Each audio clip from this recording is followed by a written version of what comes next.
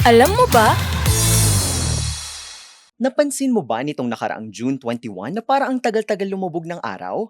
Meron kasi talagang isang araw sa isang taon na sinadya ng kalikasan na pahabain ang ating mga umaga. Kung isa ka sa mga nakasaksi nito, hindi ka nag-hallucinate dahil totoong nangyari iyan sa buong mundo. Ang phenomenon na ito ay tinatawag sa siyensya na summer solstice. Ito ay nangyayari dahil ang ating mundo, ang planetang Earth, ay hindi naman diretsyo kundi nakatagilid habang umiikot sa harap ng araw. Sa pinakasimpleng paliwanag, kapag sumapit ang buwan ng Hunyo, ang itaas na bahagi ng mundo kung saan matatagpuan ng Pilipinas at iba pang bansa ay direktang nakaharap at nakasaludo sa mismong sinag ng araw. Dahil sa tagilid na posisyong ito, mas matagal na nasisikatan ng liwanag ang ating lugar kaya umaabot ng halos 13 hours ang init ng maghapon kumpara sa gabi.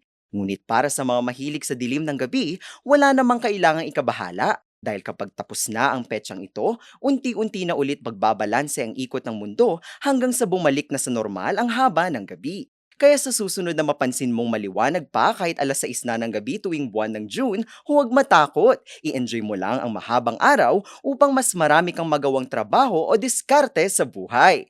May trivia ba kayong nais malaman? I-comment na yan at ito ay aming aalamin. Ngayon, alam mo na!